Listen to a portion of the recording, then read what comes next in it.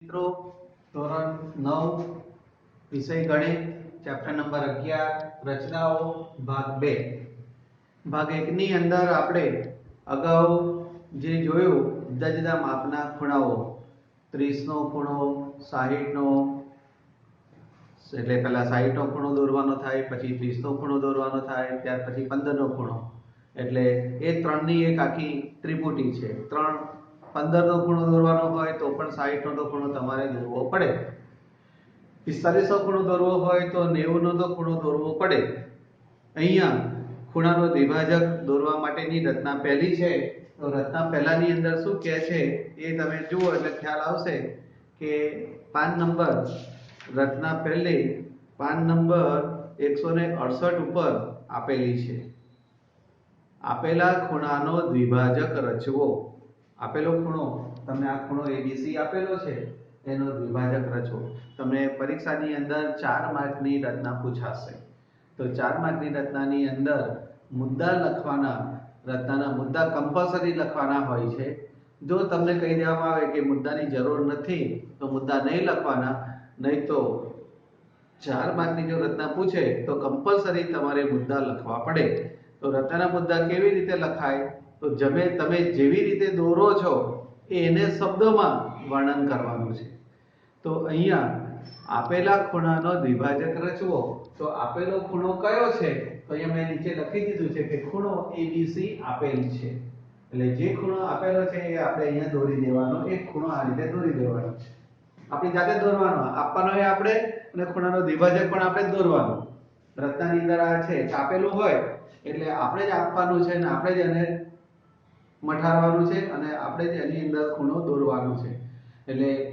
ખૂણો એબીસી આપેલો છે એટલે એબીસી આપેલો છે હવે રચનાના મુદ્દાની અંદર એનો દ્વિભાજક રચવાનો કયો છે દ્વિભાજક નો અર્થ શું થાય આપેલા ખૂણાના બે સરખા ભાગ પડે તેને દ્વિભાજક કહેવાશે તો અહીંયા તમારે આપેલા ખૂણાનો દ્વિભાજક દોરવા માટે શું કરવાનું છે તો એના મુદ્દા લખવાના અને મુદ્દા તમે જે રીતે લખો એ રીતે પછી એના દોરવાનું છે તમે દોરતા જાઓ ને લખતા જાઓ અથવા તો લખતા જાઓ ને દોરતા જાઓ બંનેમાં કોઈ ફેર નથી એટલે અહીંયા મુદ્દા પહેલો હું લખું છું બી ને કેન્દ્ર લઈ અનુકૂળ ત્રિજ્યા વડે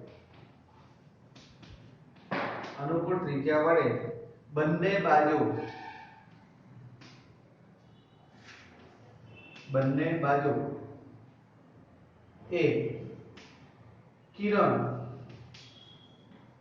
BA અને BC ને છેદતું ચાપ દોરો આ પહેલો મુદ્દો બી ને કેન્દ્ર લઈ બંને બાજુએ અનુકૂળ ત્રિજ્યા લઈ આશરે અનુકૂળ ત્રિજ્યા ગમે તે માપની ત્રિજ્યા લો તમને અનુકૂળ આવે તે રીતે બી ને કેન્દ્ર લઈ અનુકૂળ ત્રિજ્યા વડે બંને બાજુએ એટલે કે કિરણ BA અને કિરણ BC ને છેદતું એક ચાપ દોરો એટલે BA કિરણનો આપણે આશરે આ રીતે એક ચાપ લીધું અને આ રીતે એક ચાપ માર્યો આ બે કિરણોને જે બિંદુમાં છેદે તેને આપણે E અને D અહીંયા D નામ આપો અને આ બાજુ E નામ આપો હવે અનુકૂળ ત્રિજ્યા લઈ અને આપણે BA કિરણ અને AB કિરણ BA કિરણ અને BC કિરણ આપણે રચ્યા અને એ રીતે શ્રેષ્ઠ ચાપ દોરો તે છેદ બિંદુને અનુક્રમે E ઉપરની સાઈડ પર છે E અને D કહો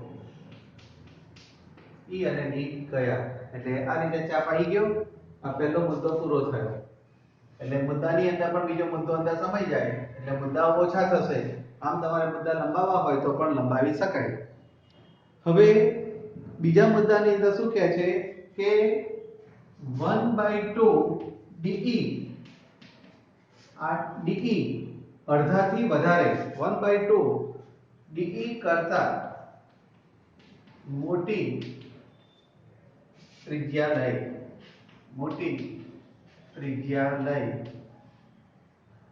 D અને E ને કેન્દ્ર લઈ, D અને E ને કેન્દ્ર તરીકે લઈ એકબીજાને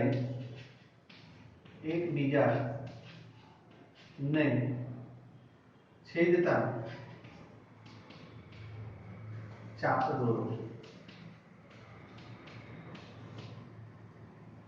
અને છેદ બિંદુને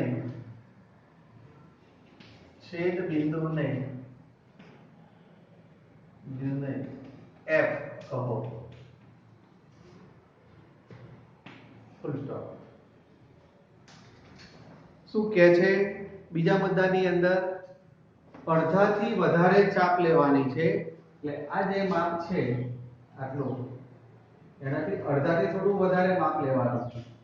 1/2 DE કરતા મોટી ત્રિજ્યા લઈ, આટલી ત્રિજ્યા લઈ D અને E ને કેન્દ્ર તરીકે લઈ એકબીજાને છેદતા ચાપ દોરો. એટલે અડધાથી વધારે શા માટે લેવાનું? જો તમે અડધાથી ઓછું માપ લેશો તો બે ચાપ ભેગા થાય નહીં. અડધાથી વધારે માપ લેશો તો બે ચાપ એકબીજા સાથે ભેગા થશે, આમ ભેગા થશે. ને અડધાથી ઓછું હશે તો ચાપ બે ભેગા થશે નહીં. એટલા માટે અડધાથી વધારે ચાપ લેવાનું કહ્યું છે. D બિંદુ આગળ એક ચાપ દોરવાનો છે, આ એક ચાપ લેવાનો અને D બિંદુ આગળ પણ એક બીજો ચાપ લેવાનો અને આ બંને ચાપ જે આગળ છેદે તે ચાપને આપણે F એવું નામ આપવાનું છે. F એટલે F નામ આપણે આપ્યું. અને પછીનો મુદ્દો એવો છે કે કિરણ BF દોરો. કિરણ BF દોરો એટલે કિરણ BF આ રીતે આપણે એને રચી દેવાનો, એટલે ખૂણાનો દ્વિભાજક થશે. BF કિરણ દોરો. આ કિરણ પછી આ કિરણ BF એ આપેલા ખૂણા, આપેલ ખૂણો ABC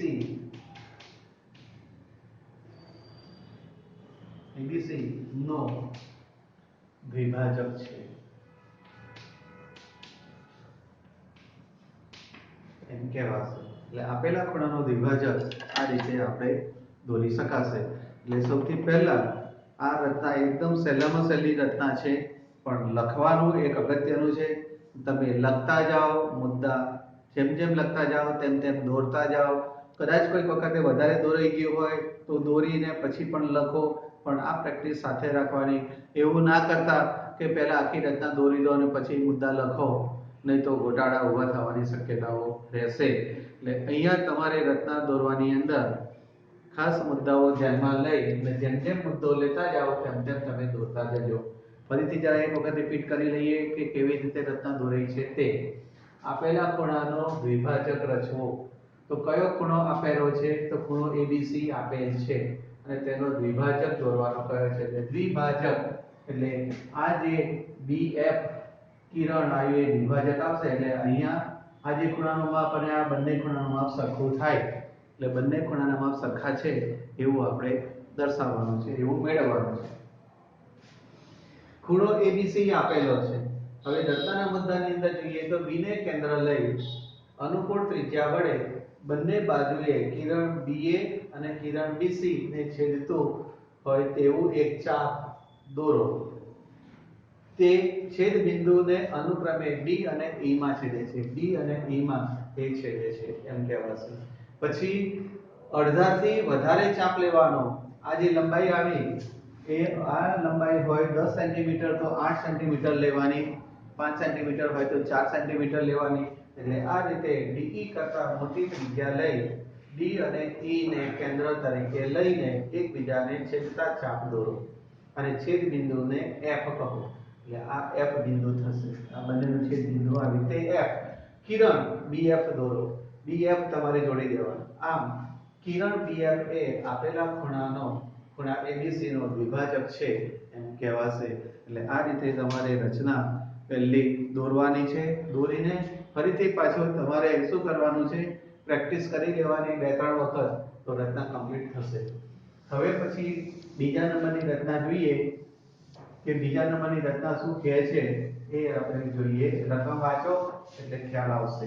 રચનાના મુદ્દા કમ્પલસરી લખવાના છે, એટલે જોડે જોડે મુદ્દા પણ સાથે લખતા જવાનું. હવે રચના નંબર 11.2. તો 11.2 ની અંદર કઈ રચના છે એ તમે જુઓ. તો 11.2 પાન નંબર, ચોપડીનું પાન નંબર 169 ઉપર રચના 2 આપેલી છે. આપેલા રેખાખંડનો લંબ દ્વિભાજકની રચના કરવી. આપેલા રેખાખંડ ના લંબ દ્વિભાજક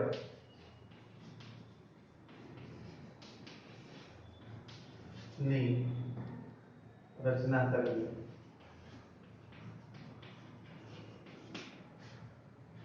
હવે અહીંયા આપેલા રેખાખંડને, તો કયો રેખાખંડ આપેલો છે, તો કે રેખાખંડ AB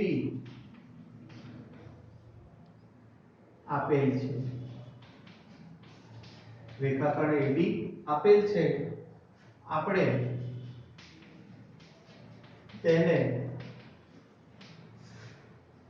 આપણે તેનો લંબ દ્વિભાજક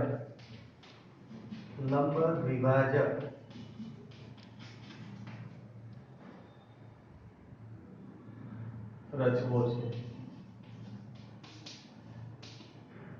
લંબ દ્વિભાજક રચવો છે.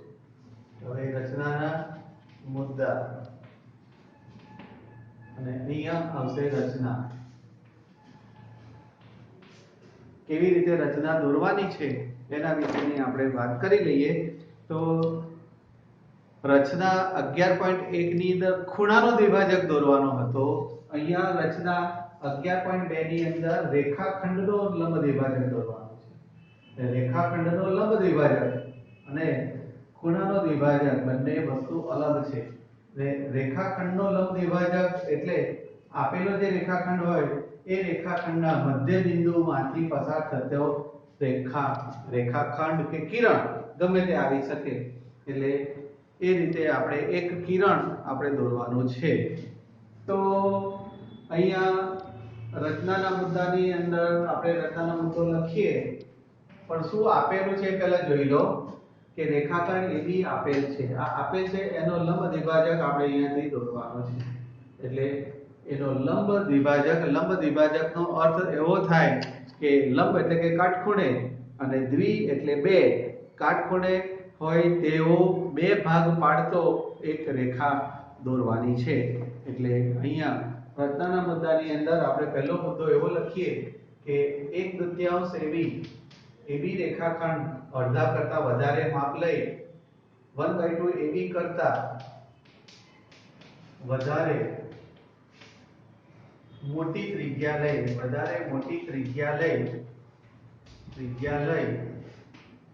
ક્રમશઃ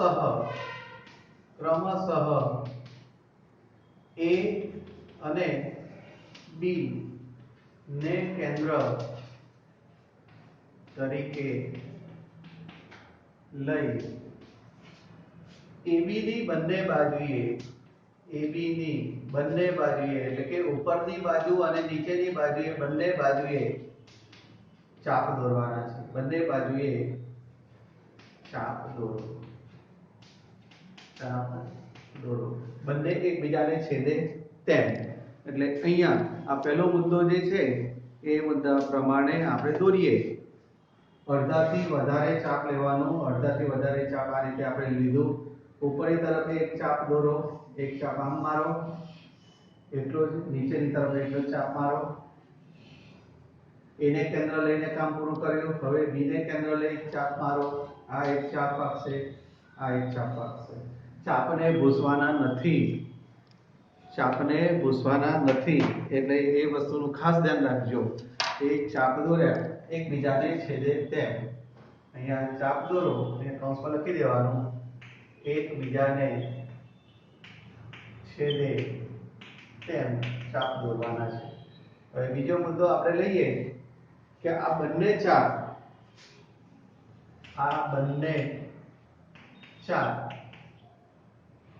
એકબીજાને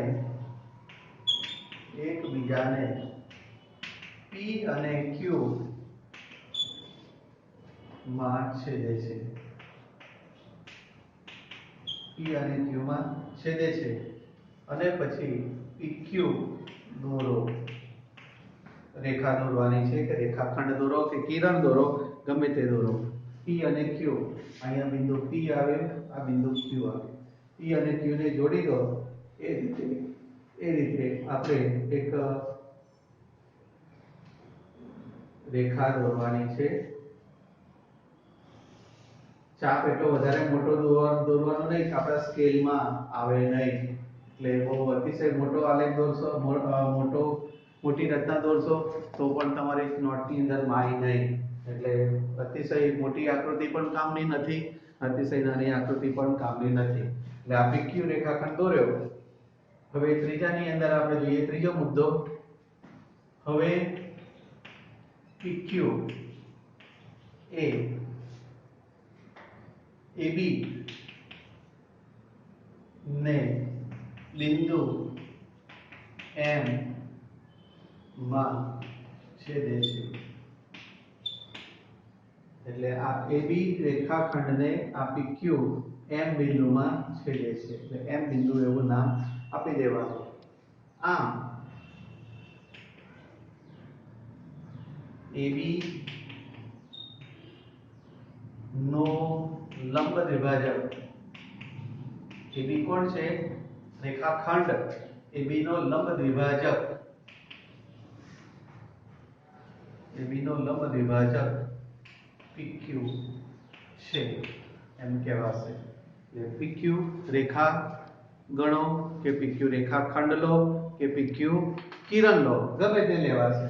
એટલે અહીંયા રચના બીજી આપણે ફરીથી ચેક કરી લઈએ, એટલે દોરવામાં ગડબડ થાય નહીં. કઈ રચના અઘરી નથી. આપેલા રેખાખંડના લંબ દ્વિભાજકની રચના કરવી.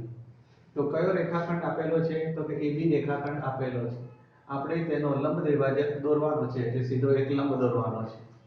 તો પહેલો મુદ્દો એવો છે કે AB ની જેટલી લંબાઈ હોય એનાથી અડધી કરો અને અડધાથી થોડી વધારે હોય તેવી ત્રિજ્યા લઈને A અને B બિંદુને કેન્દ્ર તરીકે લઈ AB ની બંને બાજુએ ચાપ દોરો. AB ની ઉપરની સાઈડ પર એક ચાપ દોરો, નીચેની સાઈડ પર ચાપ દોરો. B ને કેન્દ્ર રાખી એક ચાપ આ બાજુ દોરો, એક ચાપ આ બાજુ દોરો. એટલે બંને તરફ ચાપ દોરો. આ બંને ચાપ એકબીજાને P અને Q બિંદુમાં છેદે છે. એ ઉપર P બિંદુમાં છેદે છે, નીચે Q બિંદુમાં છેદે છે. હવે PQ એ AB ને બિંદુ M માં છેદશે.